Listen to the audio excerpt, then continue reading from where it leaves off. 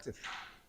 And we hope that from there, Istac will create an image. Istac has been functioning as an organization that produces knowledge. We produce knowledge through theses, papers, books, through text. But also people want to know the tangibilities of knowledge. And art is the quintessence of that intangible knowledge, actually. And you see any art exhibition, any art manifestation, it is that essence. And my student also from Islamic Arts Museum is here. There's a present exhibition on Oriental art in the Islamic Arts Museum. I was there, I'm going there again. I was fascinated by the image and by the visual. And it once evokes that, I'm looking at Khaldunian scenes from Ibn Khaldun. When you talk about Ibn Khaldun, the discourse of Ibn Khaldun through his Muqaddimah is intangible. He talks about rise and fall of civilizations, he talked about urban and rural, he talked about the Badawi and Hadari, and we know it through concepts and categories. But in the exhibition, suddenly the image of Ibn Khaldun was evoked. That image of the desert, image of the market, and images of the marketplace in Cairo, for example. So I term it as scenes from Ibn Khaldun. One of the latest books about Ibn Khaldun, we have a photo, I think it's of in Morocco, North Africa. You have this desert background, and so that forms the biography of Ibn Khaldun, which I wrote as an essay in Al Sajarah.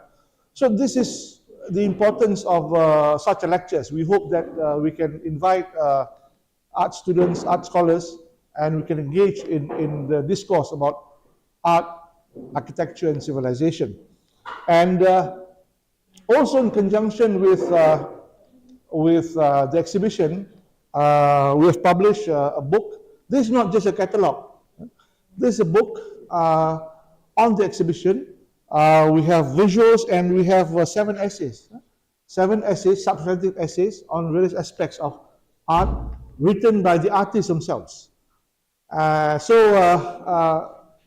Normally artists don't write, but here we have a group of artists and many are here, and of course art scholars. The difference between artists and art scholars is that artists don't write, they paint. Art scholars paint and also write.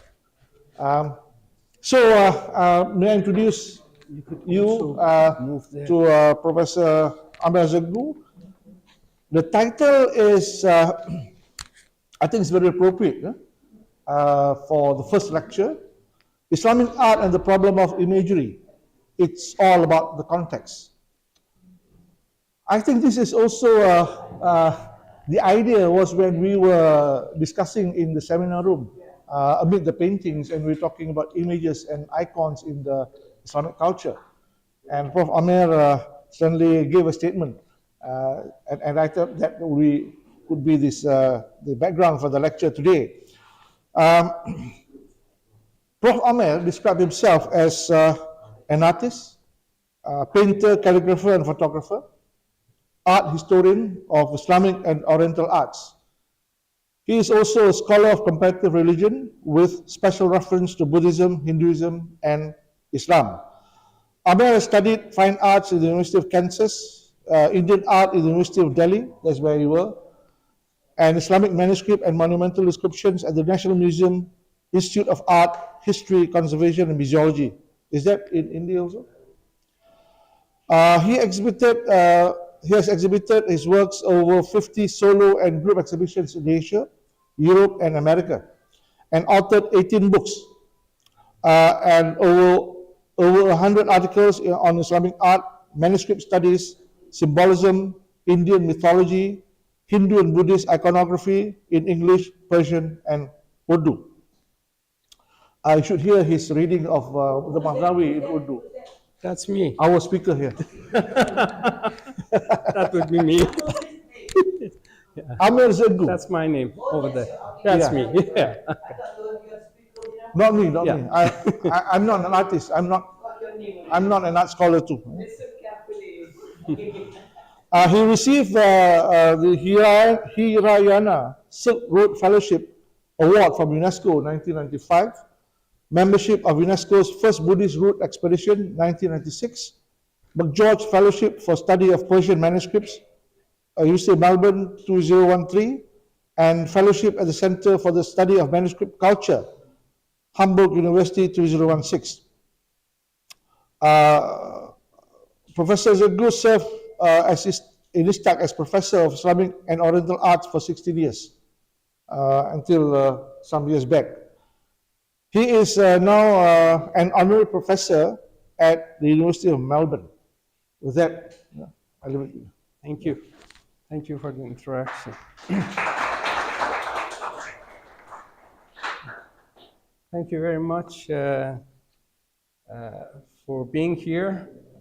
I'm honored to be the first speaker in the series, which is in conjunction, as you mentioned, with the exhibition that we had of a group of artists here. And as Prof. Murad mentioned, I come from an art background. I've been painting for over half a century now. And I've been teaching art for now some 30 years or so. So I deal with art as an artist, then as an art historian and a philosopher of art, which is a very interesting kind of approach, because the paintings that I do, sometimes I have no idea what I'm going to paint. I used to, no longer. It's very spontaneous and it's rooted in my subconscious. Then when the work's finished, then I become the art philosopher and art historian. I put that hat on and I look at these works and say, okay, what did this artist mean by this? And that kind of a self-discovery for me. I'm thankful that I'm equipped with the art historian eye and the philosopher of art to understand myself through art. So the subject that I'm going to talk to you here has been a controversial subject for a very long time. And the reason of that, I think, quoting Carl Jung, is that people, he says, thinking is difficult.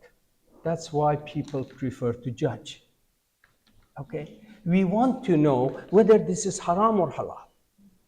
We don't bother thinking about the intentions, about the process, studying the history, and learn from that. What I'm going to do here, I'm going to kind of compress what I have taught here. In Istac, I taught many courses also in the main campus, but here there were 3 main courses I taught. History of art, history of Islamic art 1, history of Islamic art 2, and philosophy of art. So I'm kind of compressing 3 semesters inside, like, 50, 60 slides for you to, in the hope that we could understand better what Islamic art is all about. Now, this presentation is about this. The first thing, need for deconstruction before reconstruction. What do I mean by that? The first time I started teaching Islamic art at Istac, I would ask students, do you know anything about art or Islamic art? And the answer was kind of expected and confusing. Some people will say, yes, no, Prof, we don't know anything about art, but we know that painting figures is haram. And I would think that if you don't know anything about it, how do you specifically know this thing so clearly? Okay, isn't that from is issued from a kind of negligence or ignorance? So I started creating a question. You may find it interesting. What is Islamic about Islamic art? Because Islamic art is very different than any kind of art associated with any religion. So, on this we'll elaborate a little bit. Next step will be historical origins of Islamic art, which is very important, because we think that anything that is Islamic was created by Muslims, and we were first to initiate that. I want to kind of deconstruct that idea from your mind. That's not the thing, you know. It originates the same way Islam did not pop up from nowhere. We had before that Christianity, then before that we have Judaism, and it goes all the way to Adam. And in the Quran we have Sayyidina Ibrahim, Prophet Ibrahim, known as a Muslim, okay, clearly. So did he offer prayer 7 times a day or fasted during Ramadan? These things were not there at that time. So when we say Muslim, we are talking about a level of Islamicity, a level of faith which is not historical or beyond historical Islam. And we are going to touch upon that.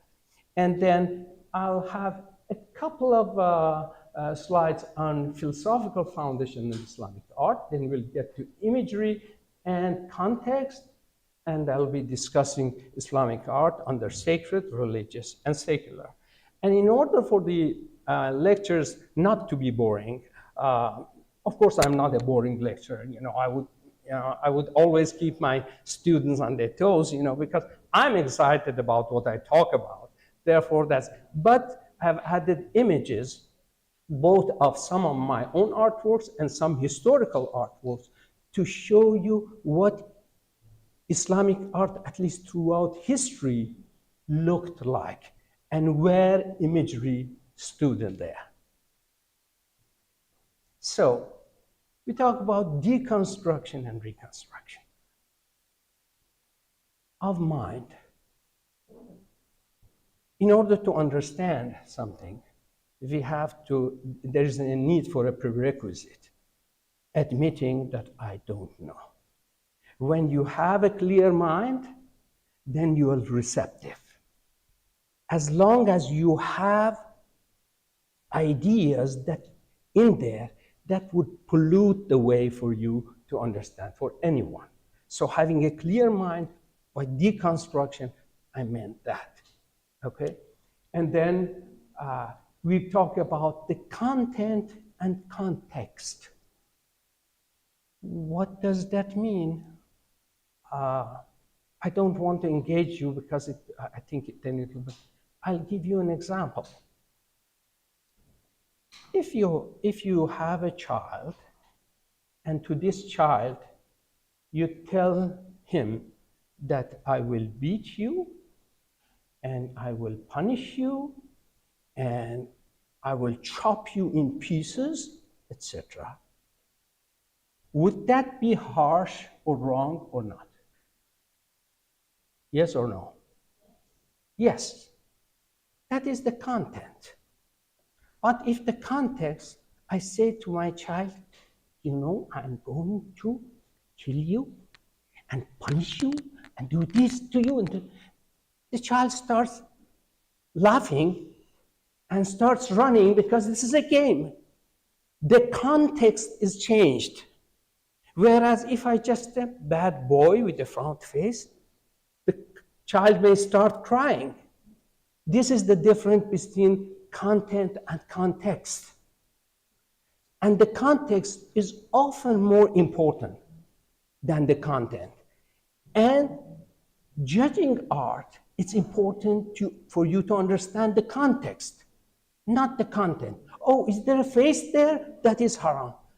Go see the background. Why is it there? For what purpose? Then you can come to your own conclusion, whether haram, halal, or that's yours. But know about that. That's what I mean. Then we have the intellectual faculty. That means reasoning about art. But we have also intuitive one, which cannot be understood through intellect purely. And then we have intention and manifestation. And this is one of my works. It's quite large, it's 100 by 75.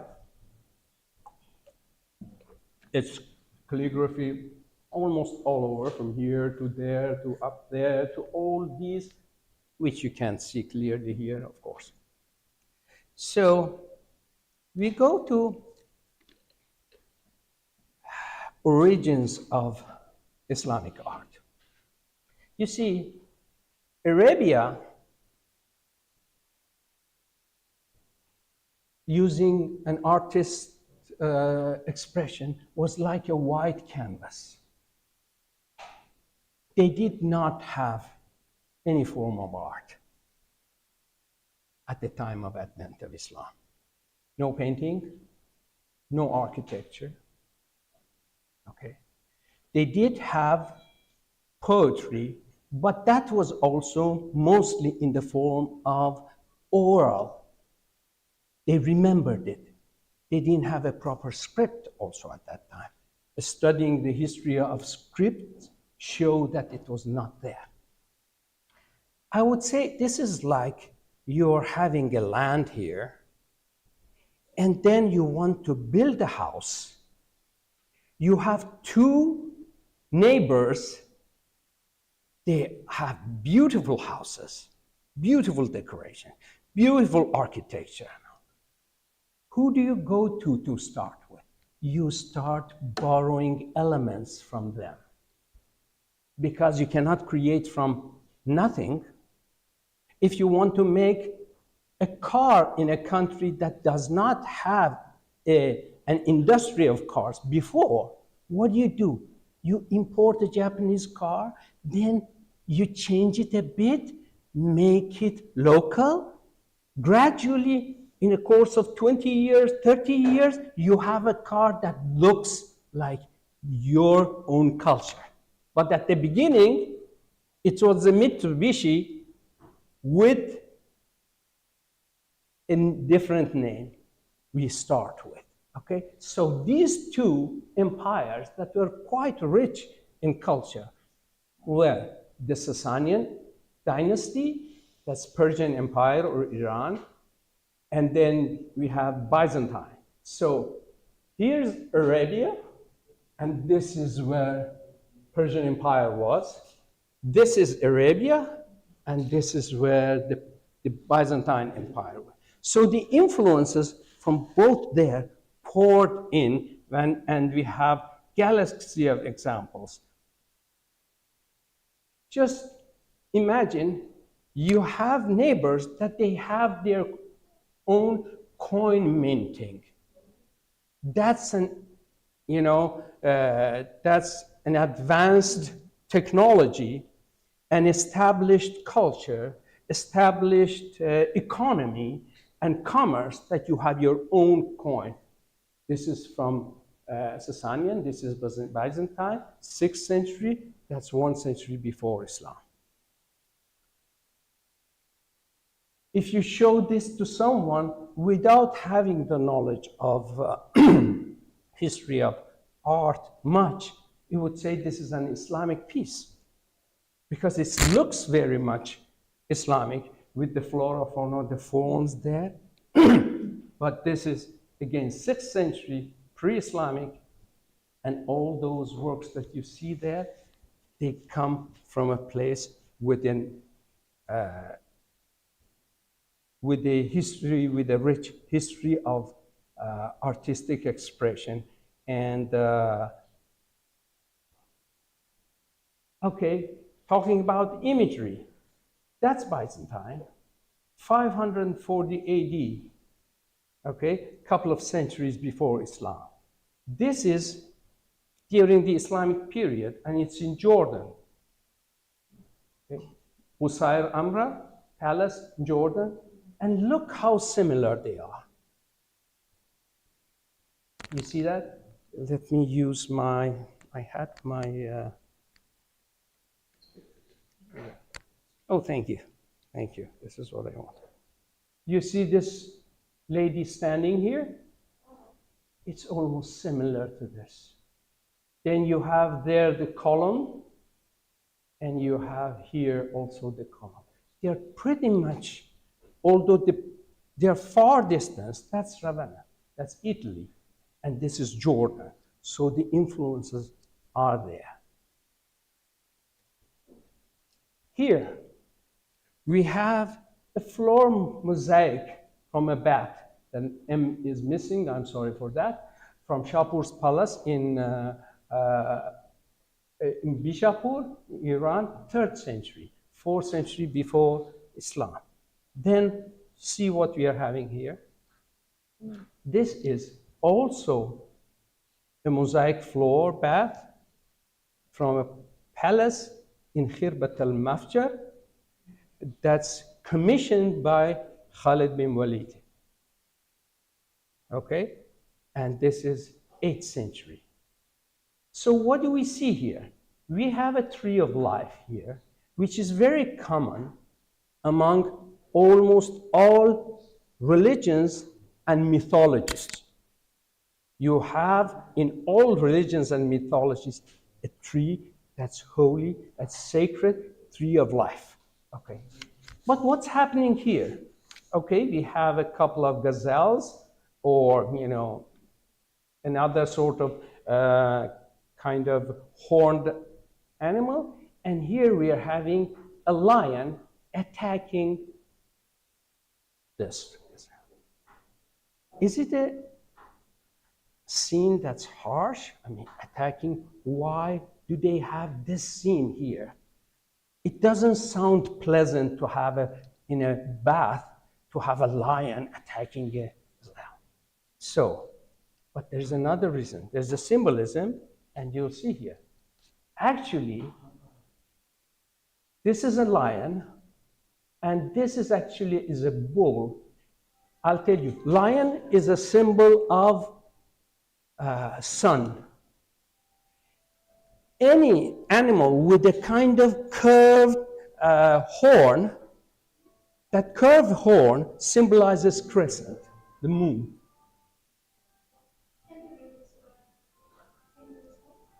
Moon, the moon crescent, okay? So we have the sun and the moon. So when the sun is attacking the moon, it's about the rotation of day and night. Sun symbolizes day, moon symbolizes night. So when this takes over, it's taking over of time. So it's not about an animal hunting another one, but it's actually the hunt that's going on between day and night, good and bad, you know, all this. And that supports the idea of the tree of life, because the life goes on because of time. And time, how does it happen? Passage of day and night, and in a cyclic form. So the symbolism here comes from there. That's 6th century BC. This is 8th century. Okay? So we see the influences left and right. So this is a very interesting structure. I showed this in many places. Things that they say, I say, what kind of building is this? Some people, they say it's a dargah. Dargah is a expression in India they use for a holy grave of a Sufi or something. Some people to say it's a tomb. Okay, it's very Islamic, isn't it? Now see what it is. This is a 3rd century pre-Islamic Sasanian Zoroastrian temple. Okay? So when we talk about Islamic architecture, it is Islamic, but it doesn't mean that it was created all of a sudden, I'm Muslim. This is a development. And this is, a picture with my students. It's not really clear. I got it from a slide. This is me and my students. 1998 winter, I took them there. So this is what we just saw. And look this. This is Ibn Tulun Mosque in Cairo, 9th century. This is it. You see the resemblance?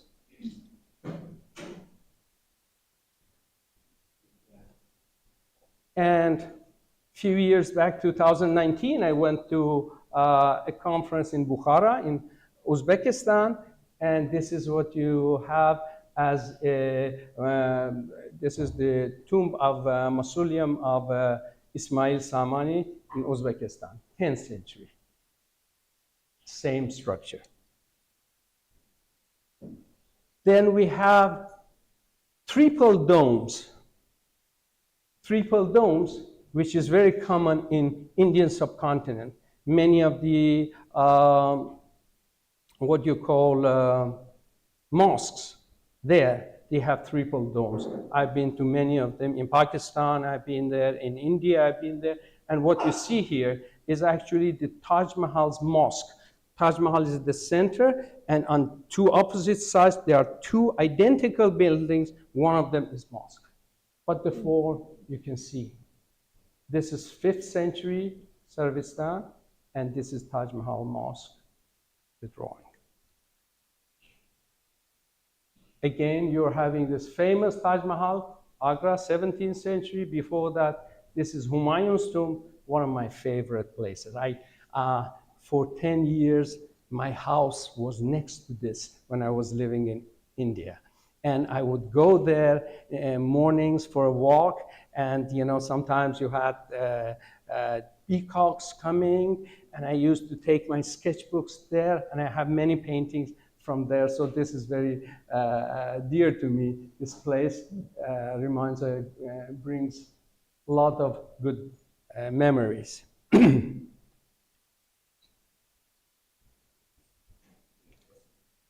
This is Hagia Sophia.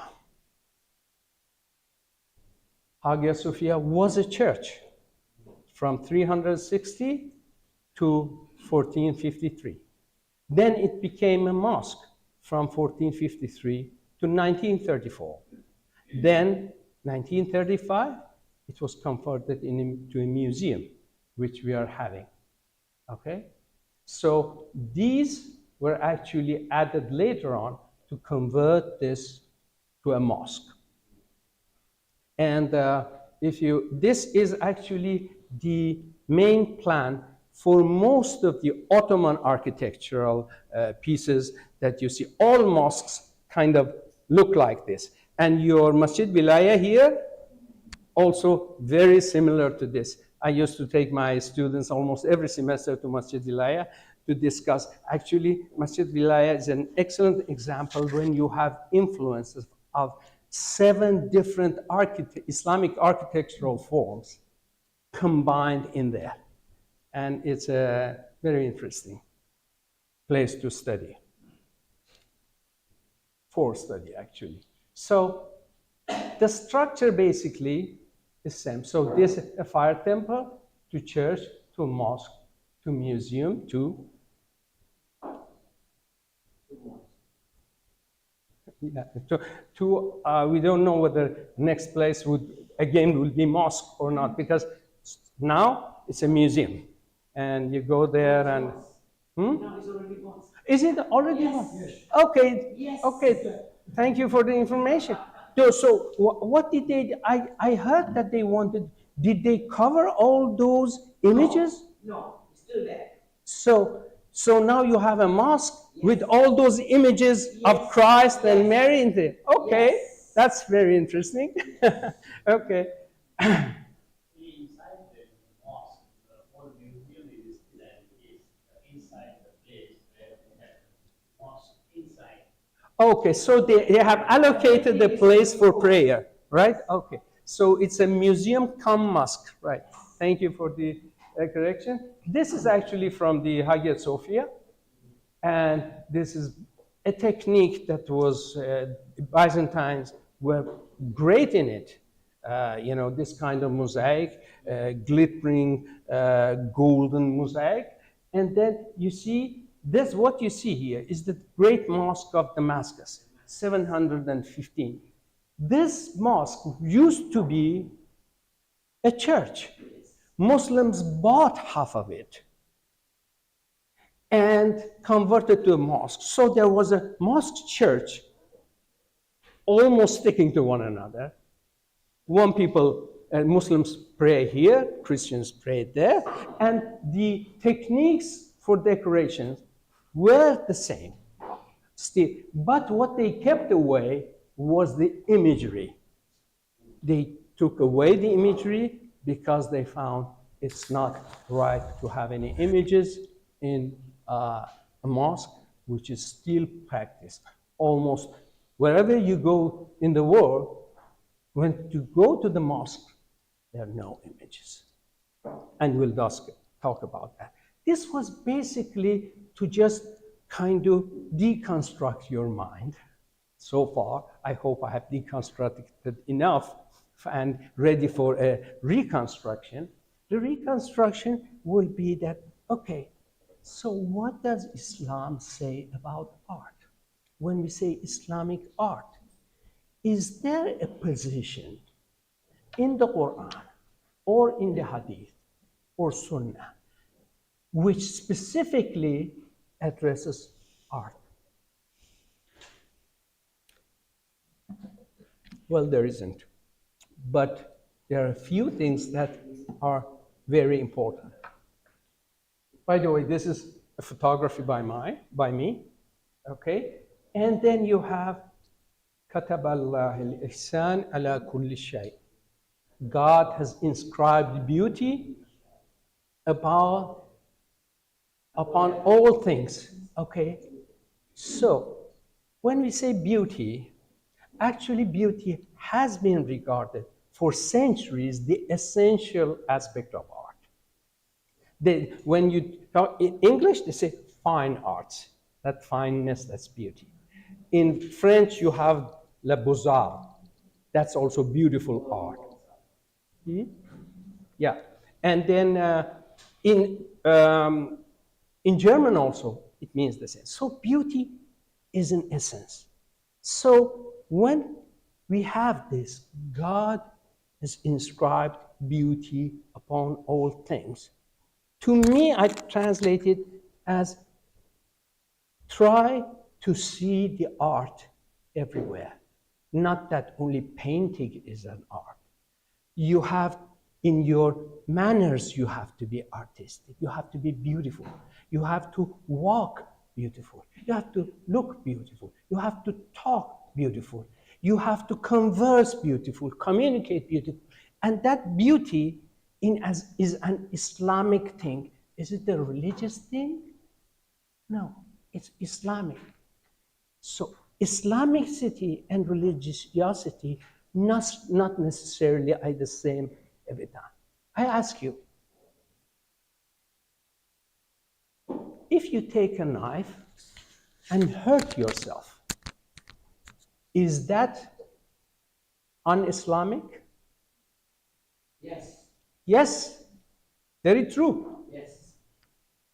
If you go and take care of your body, eat right food, exercise nice, is that Islamic? It's Islamic. Is it religious? No, it's not religious. It's, yeah, I'm trying to differentiate between Islamic is not necessarily religious. If you help a blind person pass a road, it is Islamic, okay? It's not a religious thing. Yeah, but when you offer your prayers, when you fast, when you do all these liturgical aspects, those are religious. But if I go and take shower to be clean, I call it an Islamic act, because I think God expects me to do this. Not that as a religious thing, but it is Islamic. So Islamic doesn't necessarily mean religious. If we can settle this, then we start seeing Islamic art in a total different light. Okay? Next thing that we have, Inna Allah jameel wa yuhibbul jamal. God is beautiful and loves beauty. Okay? Wa yuhibbul jamal. Okay. So, how God is beautiful? I don't see him. So, when we say beautiful, what do we mean? The answer is that beauty is actually an abstract concept that when it applies to our actions, manifestations, it shows in them. Okay? If someone walks crooked, it's not beautiful, because beauty is having a good composition. Okay. The same way that beauty is an abstract concept, Islam is an abstract concept. Let me elaborate on that. Do I need to? I guess, yes. How is it Islamic? Okay. Can we think of Islam without people? Islam is when applied to our actions and what we do, how we live, how we think. I give you another example to make it clear. I say to you orange. You all understand what an orange is. Am I speaking about specific orange with a specific color, with a specific taste, with a specific weight? No. We can have a small, crooked orange, and we could have a beautiful, large, juicy orange. We could have a sour orange or a sweet orange. In their orangeness, they are same. But when they have manifestations, then they are preferences, that which is actually a better application or manifestation of orange. So the reason I'm showing you water is that water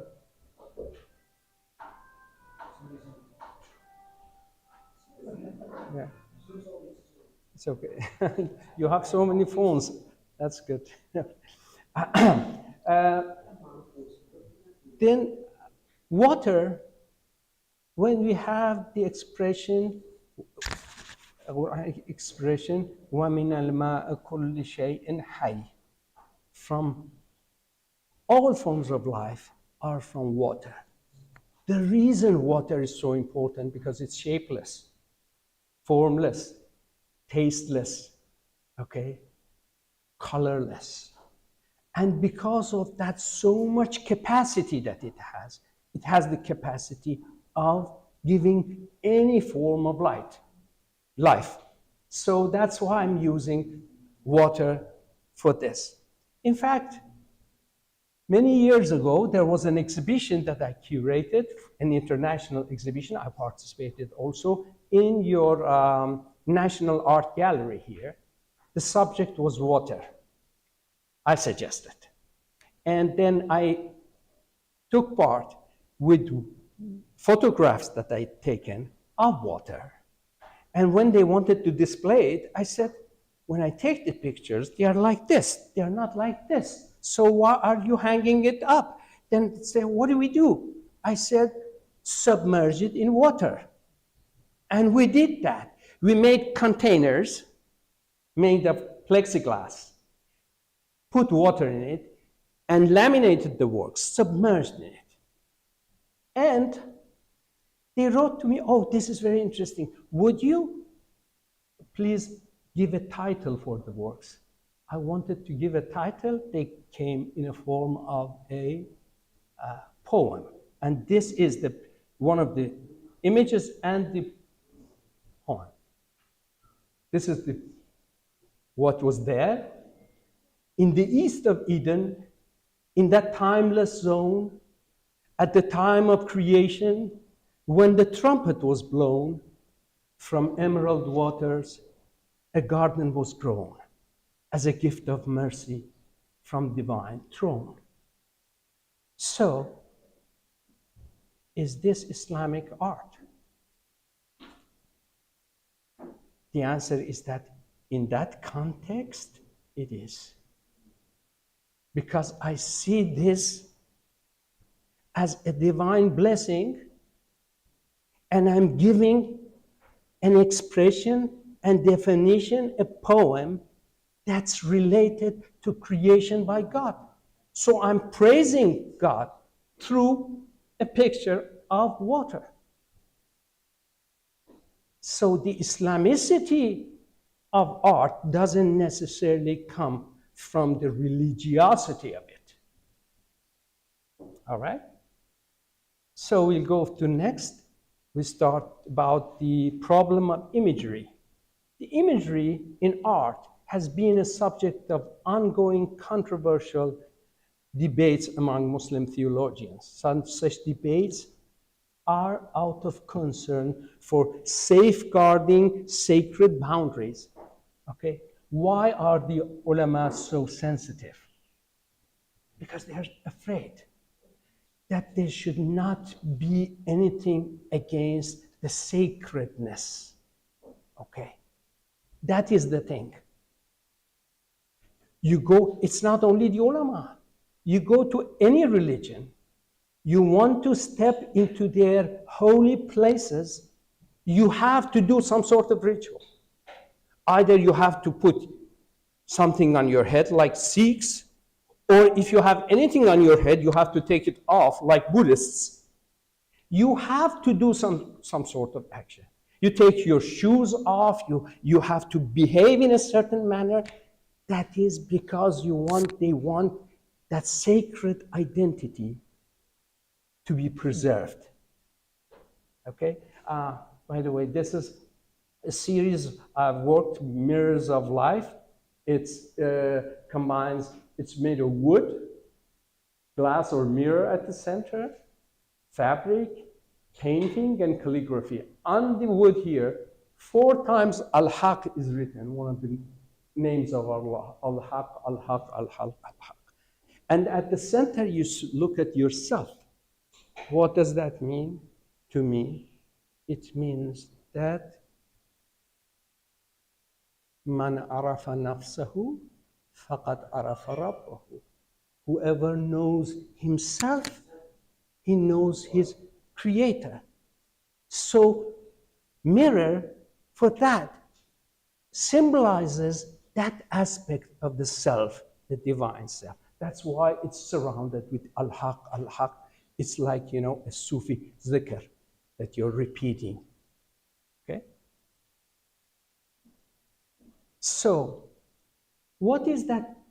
How do we preserve the sacred while handling certain artifacts of religious reference? Certain artifacts, not all.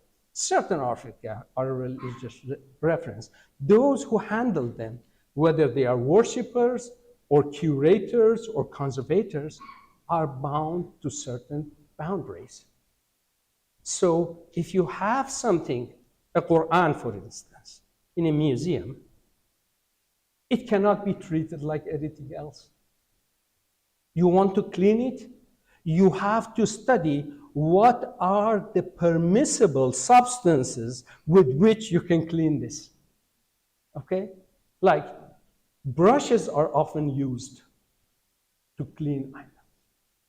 Many brushes, they have pig bristles on them. Pig is not considered clean. Therefore, you cannot use that kind of brush to clean Quranic pages. So considerations of those things should be there. Or when you're touching the holy verses of Quran, you're advised to be in a prescribed purity or have an ablution. These are how you maintain the sacred boundaries. And this, I put it here because in the background here, there are Quranic verses in Kufic. Then here you have one of the Al-Asma'ul Husna, Al-Malik.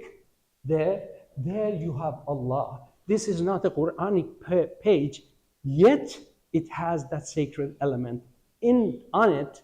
Therefore, it should be treated with respect. All right? But then, an often overlooked reality about Islamic art is that it encompasses almost all aspects of daily life affairs, sacred as well as secular. In fact, the majority of artifacts that are produced in Muslim societies and are rightfully identified as Islamic art are of no religious significance, like this piece. Let me tell you, when we say Christian art, what do we mean? We mean pictures of Christ, Virgin Mary, the saints, or when it comes to building, places of worship. When we talk about Hindu art, we are talking about Hindu gods and goddesses and all this. When we talk about Buddhist art, the same. When we talk about Islamic art, bridges are considered as Islamic architecture. Palaces are Islamic architecture. Okay? It's totally different in Islamic art. It's not religious. It is Islamic, but not necessarily religious. All right? Like this candle stand has no religious significance, but it will appear in the books on Islamic art. Okay, so we have, how much time do I have? 3 minutes. Yeah, okay, good. If you are bored or you're bothering, you can stand up, stretch, and do other things. I don't mind, okay? I usually do one thing that none of you can do. I'll show you. I'll bring my hand up onto here, which none of you can do that okay? But it's something that as much as you could take it up, it will take, kind of stretch all these muscles and it's good for you. Okay? So this is actually what I already discussed about Islamicity. Islamic art, like culture itself, is not always about religion, although in many cases it is. And this red writing is important. A historical overview of Islamic art through the ages reveals that while imagery was restrictedly kept away from the boundaries of sacred spaces, there were hardly any opposition to depicting images outside such domains. This is history shows us that we have this society, the ulama are there, religious people are there.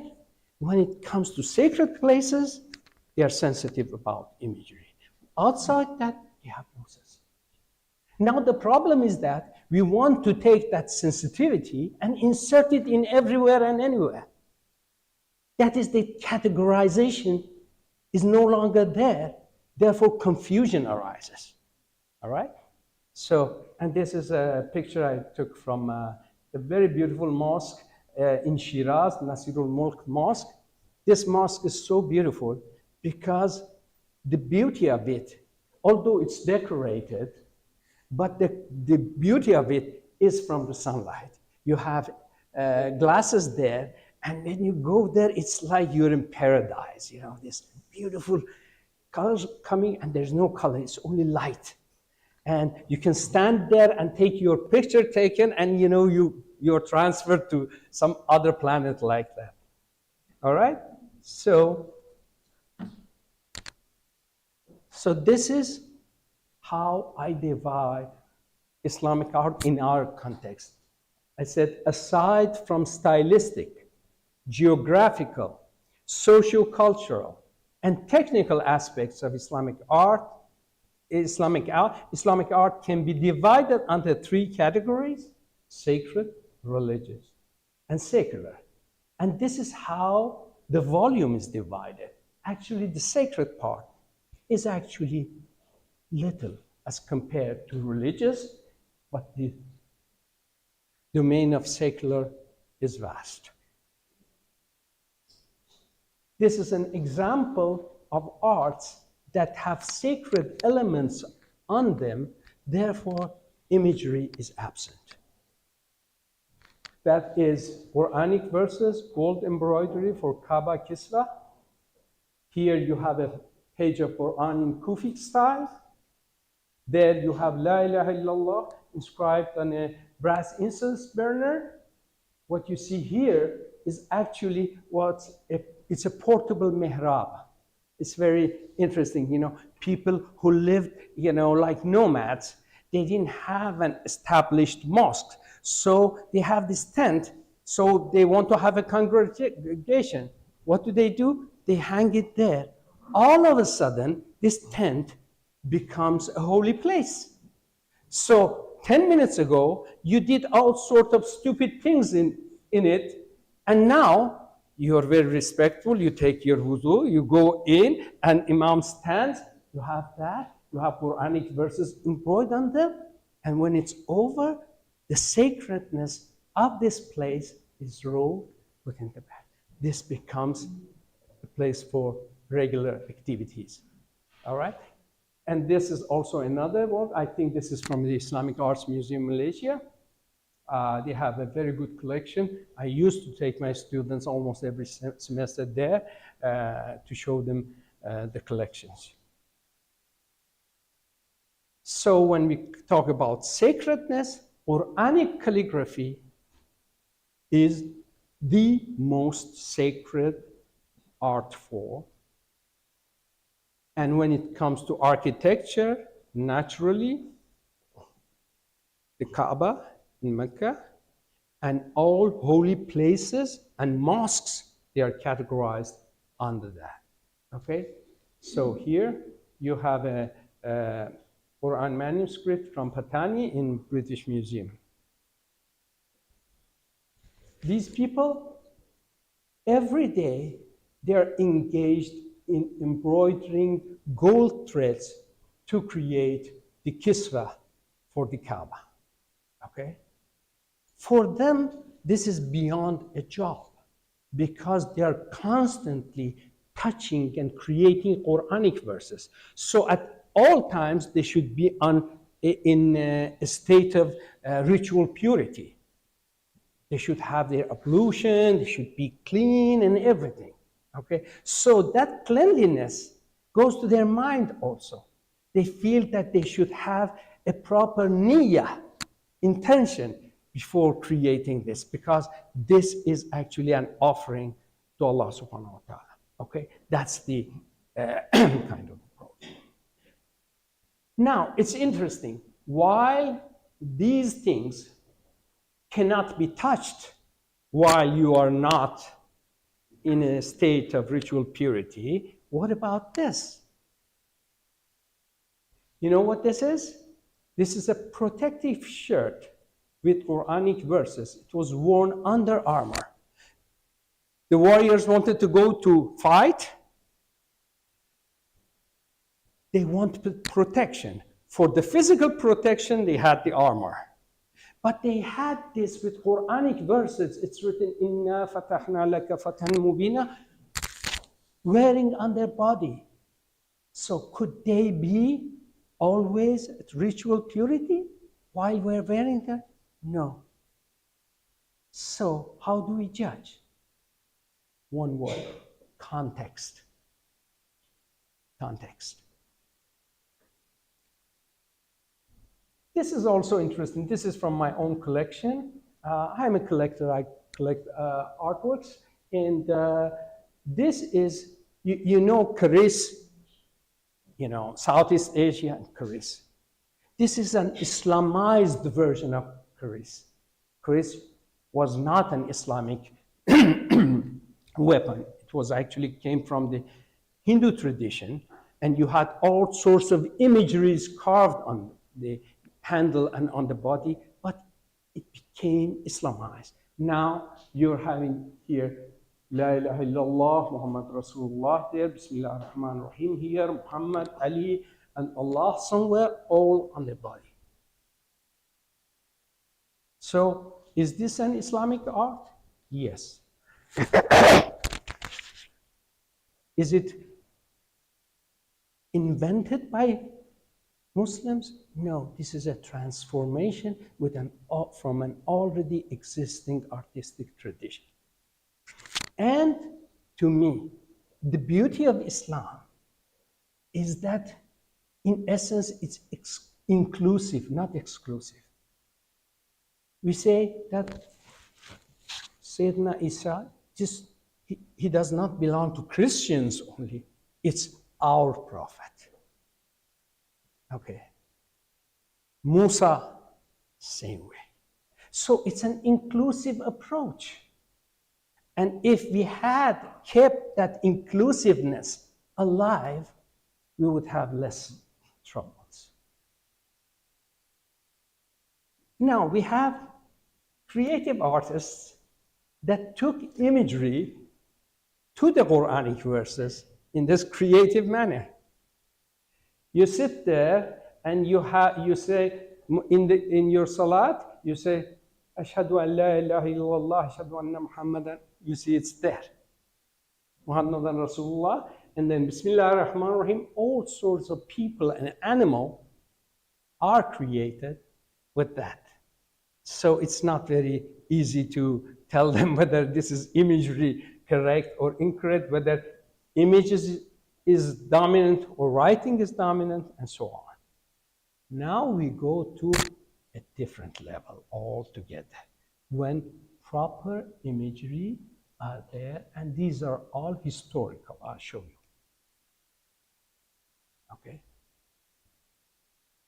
This is 1800, Lucknow, India. There you have Bismillah ar-Rahman ar-Rahim on the top. Therefore, shows that this manuscript was of an Islamic nature, created and studied by Muslims. If that was the case, if ulama had any opposition to it, this would not be there at that time. It was there, people were studying it. And this is a holy person, portrait of a holy man sitting there. And then, now we go to angels.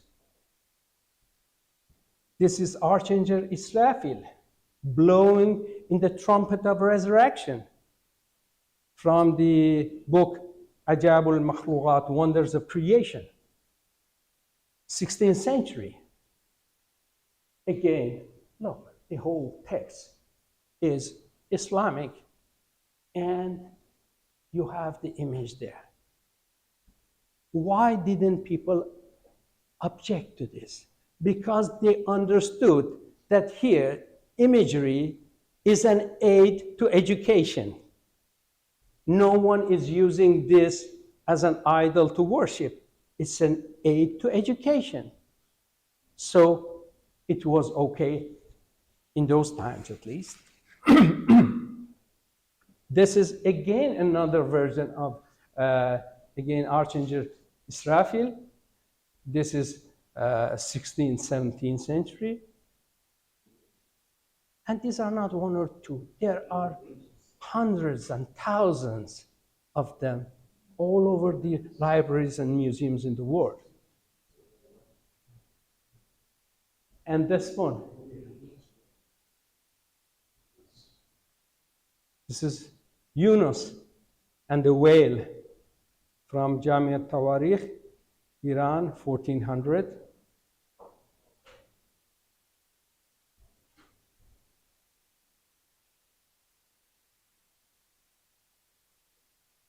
I'm just showing you examples to be exposed to them, to say this is part of our Islamic heritage.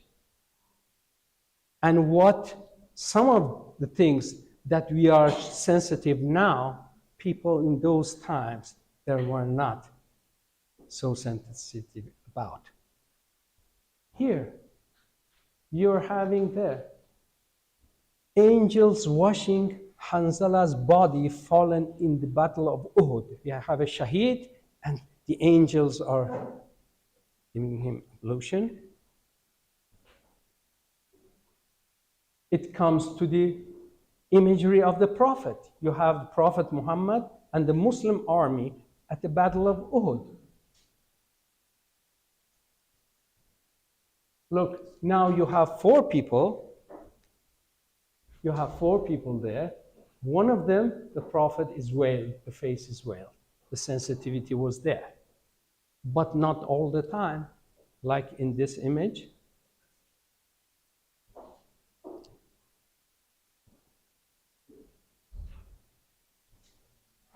Okay, you have Prophet Muhammad riding the Buraq on his journey, the Mi'raj. You have the faces all exposed of the Holy Prophet ﷺ and all those people and the angels there.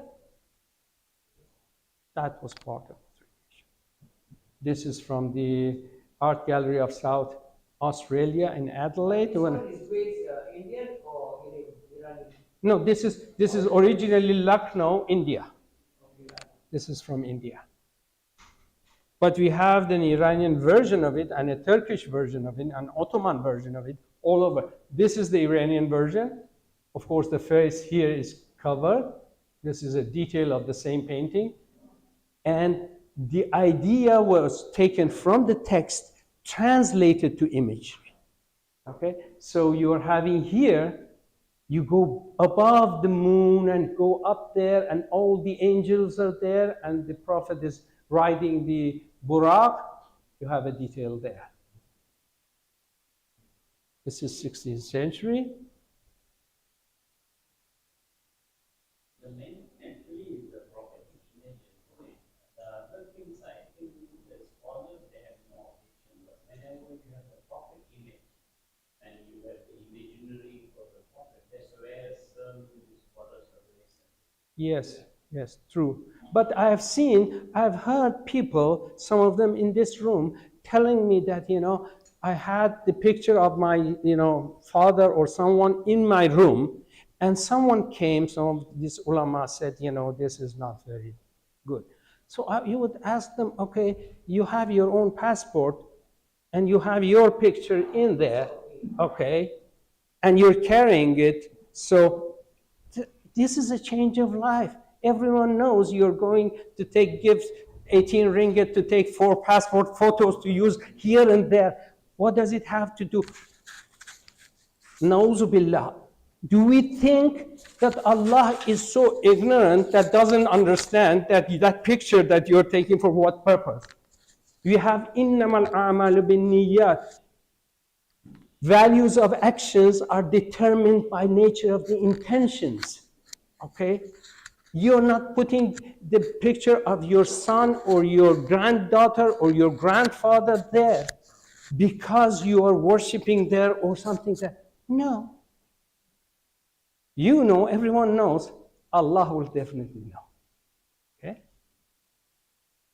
And then this is another version of the Mi'raj. In here also the face is covered. And this is an interesting thing. You have the angels Harut and Marut hanging as a punishment for being critical of Adam's fall. And very interesting. And then you have here the faces, very funny. And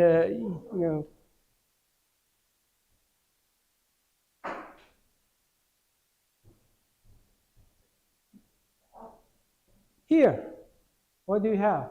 We have the Prophet ﷺ, and then we are having the 4 righteous caliphs painted.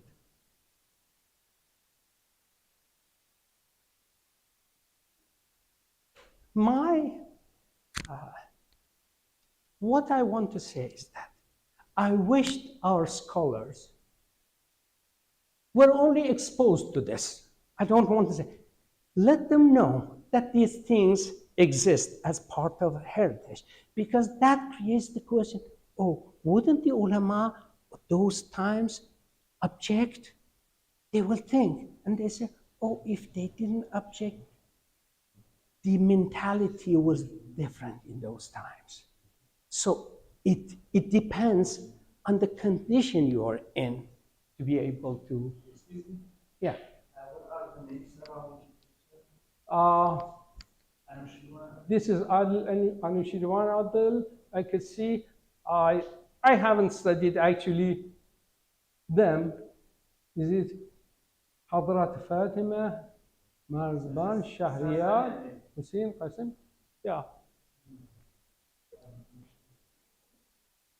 So we are actually finishing the aspect of religious depiction of human forms in religious arts. This is a work 1865 by a Western painter. You see, it's definitely religious art. It's definitely not a sacred art. So it's, the theme is religious. From here, you have a few examples of secular imagery. This is a physician employing a surgical method. Okay, so this is actually an illustration as an aid to education. Here we are not having a man and woman. We are using the artist has used figure of a man and woman in the treatises on fixed stars, Kitab al-Kawakib al-Thabita, from Morocco. So for the purpose of remembrance, they create an image and they say, okay, this is such and such planet and such planet, and then this will help people remember, this students remember. And we go further details. Look at this. This is beautiful. This is anatomy of human body, okay? They are showing, and this one, muscle figure with extensive text denoting muscles. All the writings are of educational and scientific nature. Here we have image of a pregnant woman. They have studied how you have a baby inside. And this is the nerve system, and you can see 14th century. We have also this beautiful celestial grove with human figures representing constellations. And towards the end, I'm showing just a few works of my own, so that you will know. This is from Badshahi Mosque in Lahore. When I was going on my journey along the Silk Road, I spent in Lahore sometimes. I took my works there for actually a week or 10 days. I was sitting there inside the mosque creating this painting. These two paintings that you see, they're all in collections. This one is with the former Agong of Malaysia, Tunku Sayyid Sirajuddin. This is Al-Awwal wa Akhir. And what you see around, this is not a frame, it's a painting. The whole thing is a painting. This is not a frame. Okay, that's why I created those cracks there to show you that, actually I painted a frame for it. And this is, you have Allah there in Kufic style and Al-Hakim repeatedly. So I called it the mandala of universal wisdom, referring to this is in the Asian Civilization Museum in Singapore. This is a painting that took about 12 years to complete. It's a huge painting. Owners of the elephants. In one corner, you're having the Kaaba. Supposedly here is the structure that Abraha built for the people to go and.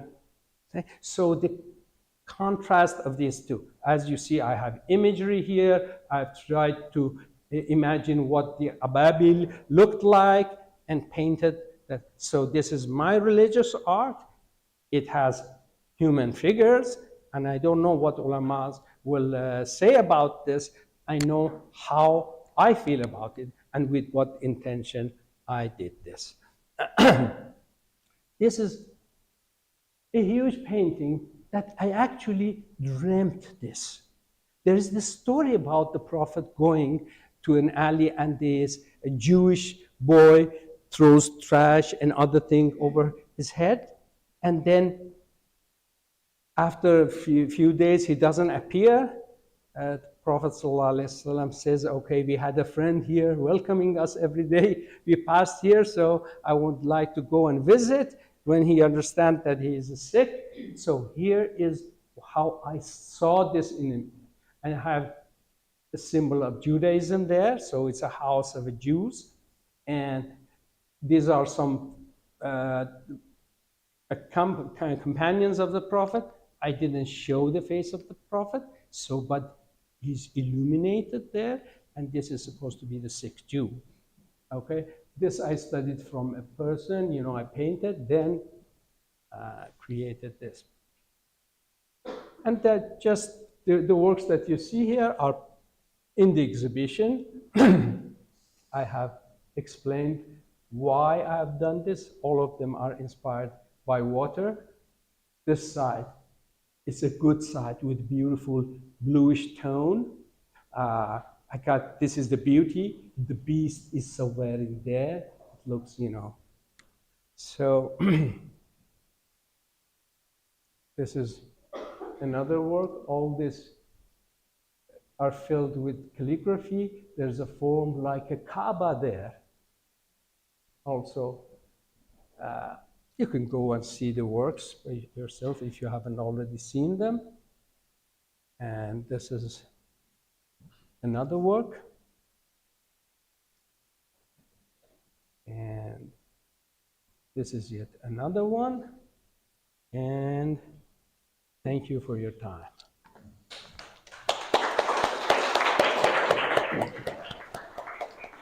Thank you. Okay, if you have any questions or whatever, if I know the answer, I'll be happy to. Yeah, we still have time for questions. It was truly enlightening.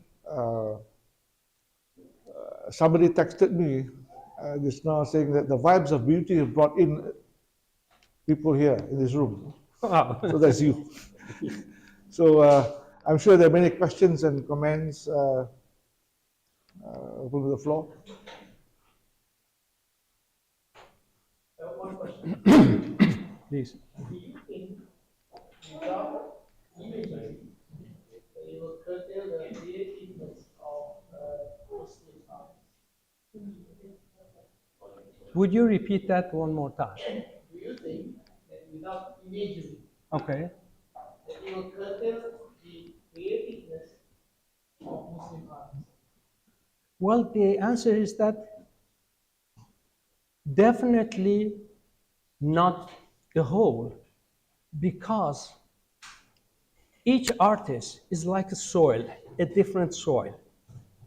If you take, I always give an example, and I think it's an excellent example. If you take one orange, take 10 seeds out of it, and go to 10 countries and sow that seed.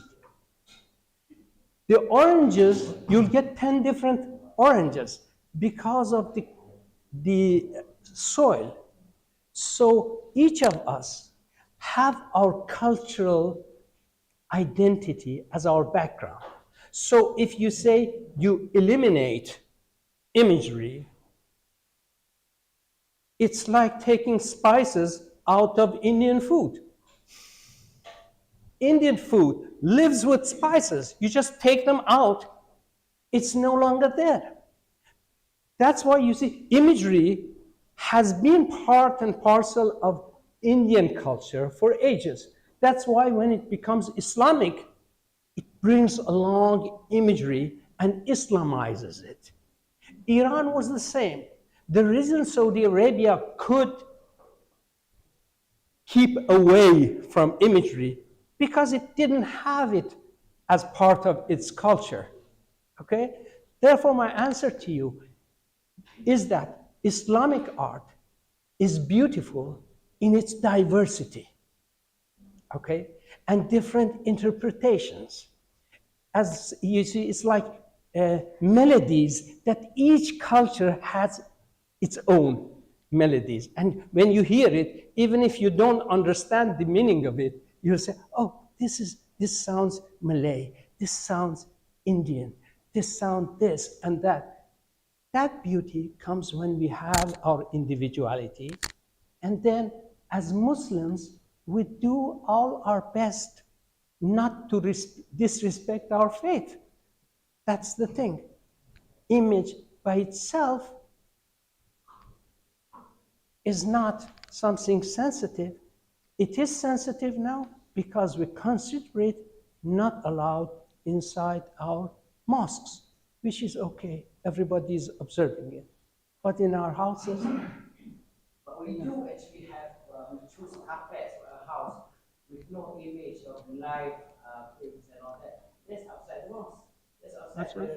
We don't have that. We don't want to have any live image of anything, as picture, birds or whatever, on our clothes, on our sajada, on our carpets. We don't want. We try to shy away from that. That's right. I mean, when you say we, it's right.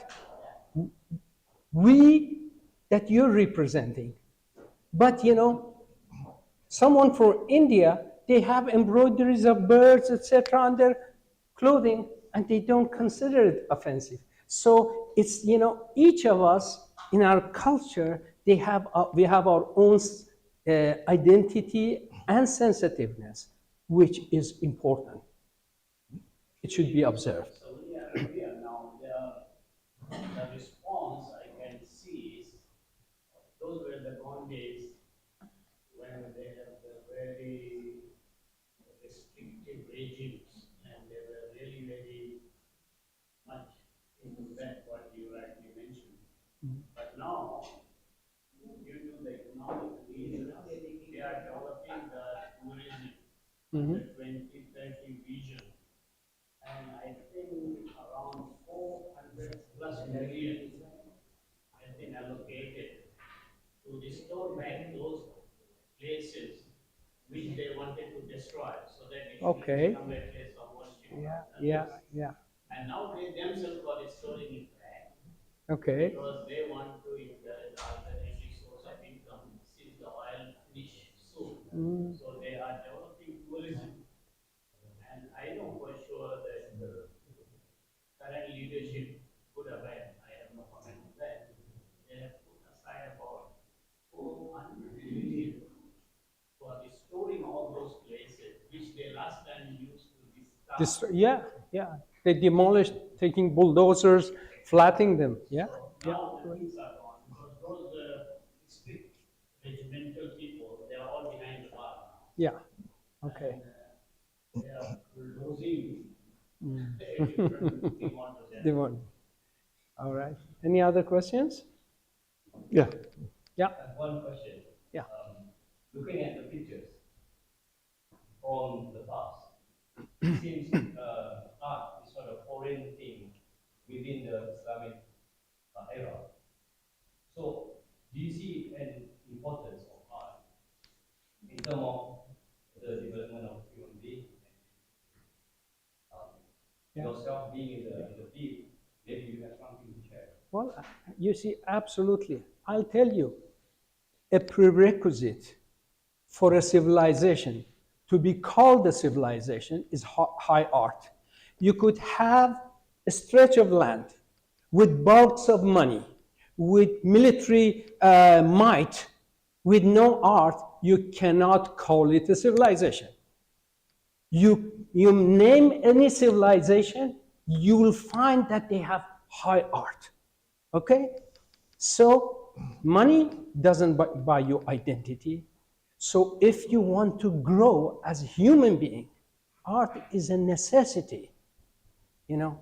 Otherwise, you know, we are either close to animals or close to mechanical, yes? How do you position morality in subjectivity of art? Okay, morality and so. Can you elaborate on that? I want to make sure I understand your question. Morality, I understand. When you say subjectivity, what do you mean by that? Because when we try to express art, we can be very subjective in displaying and portraying what we are thinking. But then is there any moral compass that should be Okay, okay. I understand. You see, when we talk about morality or ethics, there are certain things that are essential that no one discusses, that says, like, lying is good and your opinion is lying is bad. That's not the thing. Everyone agrees lying is bad. Everyone agrees taking some money from someone. Everyone agrees fornication is wrong. Okay? There are certain that is on the fundamental level. But we go to a higher level, it will become sensitivities or values, social values of a certain country. Okay. Like in Malaysia, when I came, I realized if someone wants to pass from between two persons, they go like this. Okay? I didn't understand why they are doing that. That's an expression of respect somewhere. You take, you know, when I was I was organizing an exhibition of Persian marriage contracts that was beautiful in Islamic Art Museum in the year 2000, and Tun Mahathir was inaugurating it. I was told that when you're showing, don't use your finger. You do like this, okay? I said, this is disrespectful.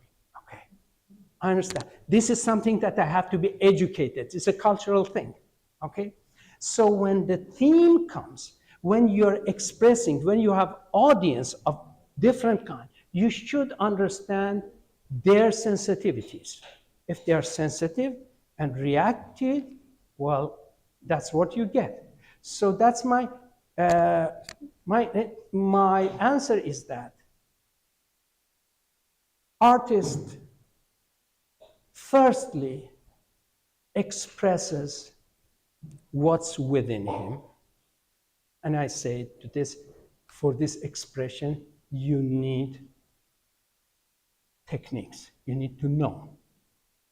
I cannot say, okay, I'm here, I put two canvases here. When I'm angry, I'll put like this in here. When I'm happy, I'll do this. And I call this happiness and call that anger. That doesn't work. You need to know the techniques. After going through the techniques, you understand how to express yourself. A baby expresses itself just by screaming and doing something. That's not expression. You send him to school, he learns, he talks, and then expresses properly. So art, same as everything else, artists needs to be educated so that they know what they want to say. They use the best wording in terms of art to express. That's how a fine art is created. Okay? So art is not merely about expression, it's about a fine way of expression. Yeah? Okay, one last And he is comment also, or and question? one more. Yeah, okay. Yeah. Okay. Do you want? Oh, okay. After that. Yeah. It is kind of a summary of what you said. So finally, what makes Islamic art Islamic? And what would be the desiderata to consider art Islamic? Is it the artist's intention? Is it the thing. So how do you qualify that? Okay, you see, there are arts that are academically defined as Islamic, that you have such and such elements. You have Islamic calligraphy, you have flora, fauna, then you have geometric patterns, of sort becomes Islam. But that's a technical thing. But for you, for most of the people who understand, I say, whatever that is not un-Islamic is Islamic. I don't understand that.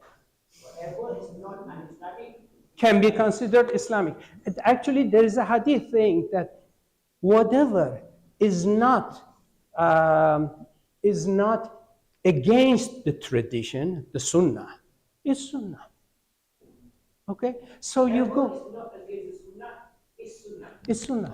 You can consider it as Sunnah. Like, Sunnah means the actions and sayings of the Prophet, right? Okay. So I can tell you, Prophet Muhammad ﷺ never had durian. He never ate durian. Okay? So, is it wrong for us to eat durian or jackfruit because the Prophet didn't do it? No. We say, okay, from his teachings, we understand that there are haram substances or foods that we should not take. If this is not categorized under those harams, then it becomes halal. Okay? So it's the same with art. Okay? My student will sometimes tell me, oh, I go to America, they paint these naked women out there and they call it art. I said, my dear, listen to me. Are you saying that that woman is not beautiful, or are you saying it's not ethical to have her painted like that? These are two different things, because Allah has created beauty, women, men, all this. But we know it's not ethical. It's not ethical to show it in that manner. Since we have that, we say that is not the correct way of doing it. That for that purpose, Islam is an easy religion. Easiest than all religions. Okay? We can't even say the names of other prophets with disrespect. They'll do all sorts of things to Prophet Muhammad, but when we say Sayyidina Isa, Sayyidina Musa, with all this respect. We have this respect for that. This is inclusiveness.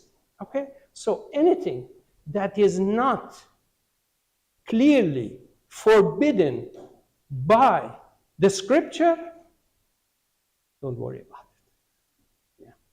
Okay, This gentleman had before that. Yeah. question. Yeah, thank you so much. Have you ever thought of coming up with a curriculum guide to help the Muslim artists or aspiring Muslim artists? Well, I told you for 16 to 18 years I used to teach history of Islamic art and philosophy of Islamic art. Why in here and in main campus? So I think if you educate Muslim artists about their own heritage, they are intelligent enough.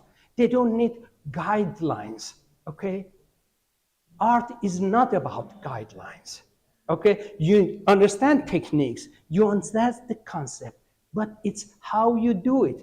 It's, when you cook some, say, meat curry,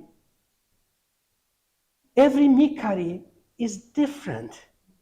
You will say, okay, I follow that recipe to taste it like that. But each culture has its own, each house, each person has its own. So if they know their history, the imagery, the writings, the sensitivity, the philosophy, that the scholars of Islam had talked about, then they know themselves what not to do.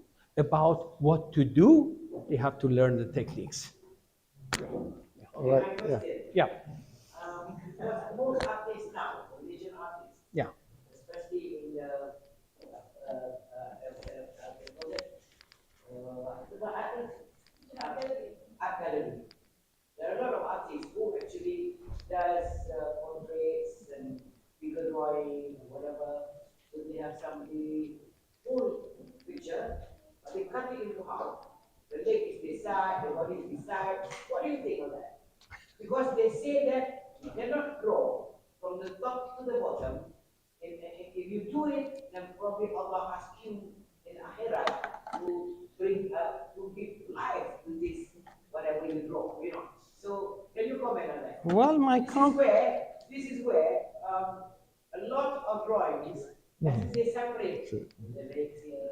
It's an art as well, no doubt, you know. The legs here, there's somebody sitting on the wall. Somebody sitting on the wall, so they break the bottom part this side and the upper part this side. So it is nice also, but sometimes it's too much of that.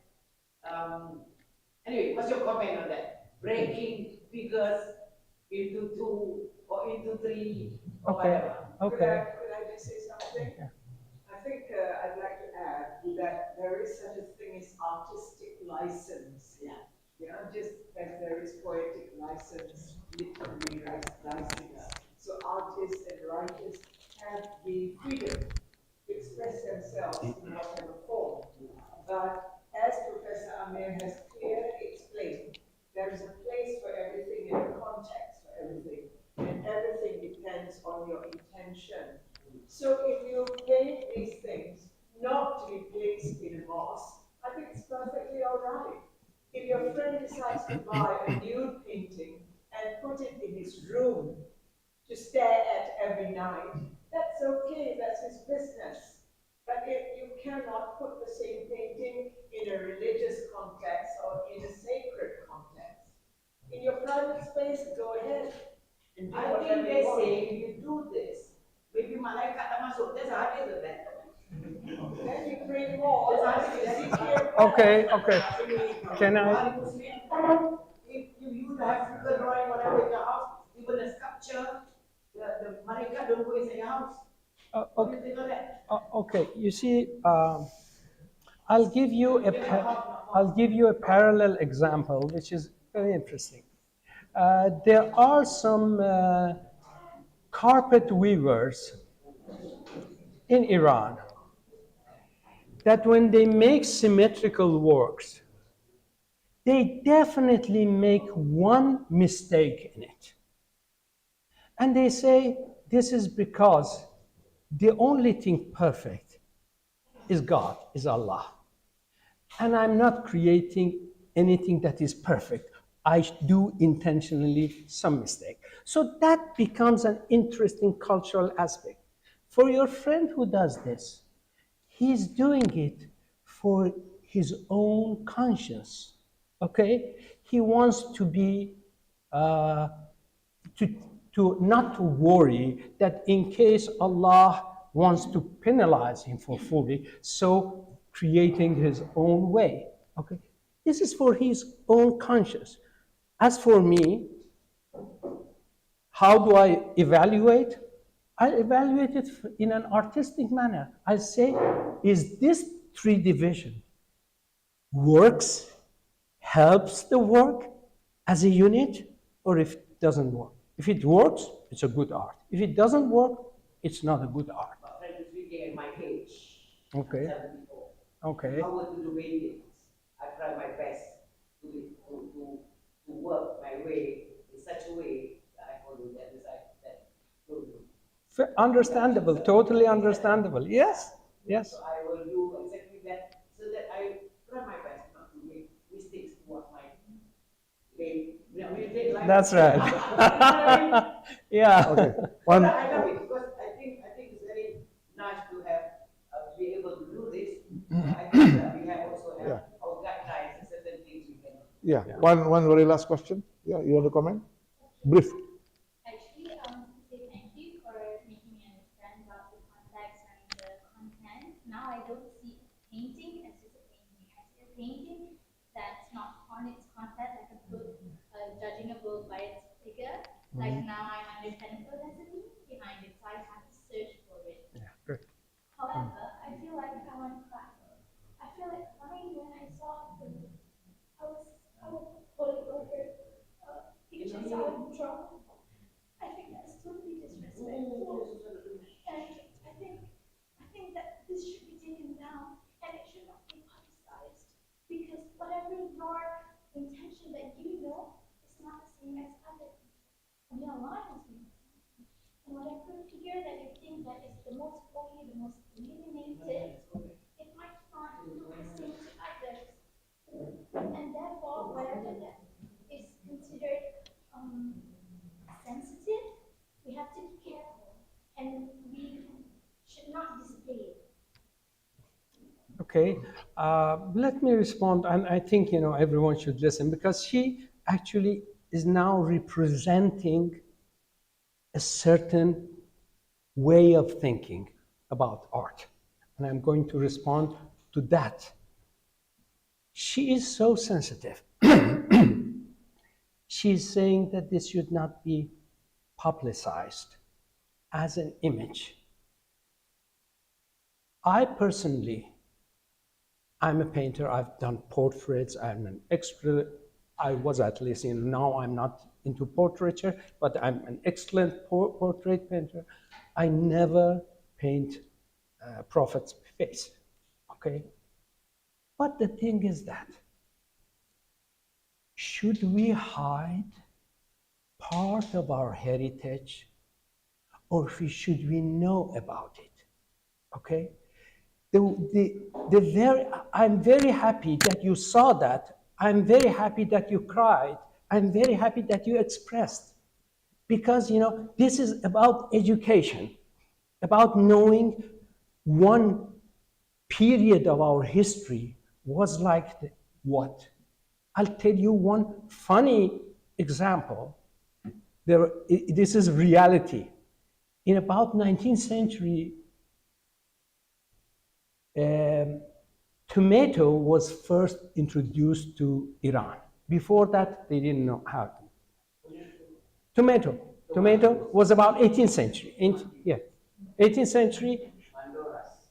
And it came from Armenia, and they called it Armenian eggplant. And because it looks like eggplant and it's Armenian, it comes from Armenia, and Armenians are Christians, and Muslims, they never bought it. They called it, this is haram. And there was this man, his son will do all sorts of things. He will drink and gamble and have relations with, wrong women. And the father was very angry, but he was the only son. He would keep. One day, the guy buys half a kilo of Armenian eggplant and brings it home. You see, the father says, you did this, I didn't say anything. You did that, now you dare to bring to my home Armenian, get out of my house. This is where something which is not haram is considered more haram than something which is haram. But that other one, he had seen that, there were Muslims that also drank. Okay, so understood. But he had not seen any Muslim having the tomato. So what I'm telling you is that try to keep an open mind in terms of education. I respect your answer. I share with you. I never like to display these paintings or will do something like that. But as a professor of art, this is my duty to tell my students that this is part of the history of change and transformation of Islamic art. Yeah. Thank you. Thank you, Professor Amir. Thank you. This is really enlightening, inspirational, quite spiritual, a journey of self-discovery, which I've engaged with him, and also I've engaged with some painting activities early on.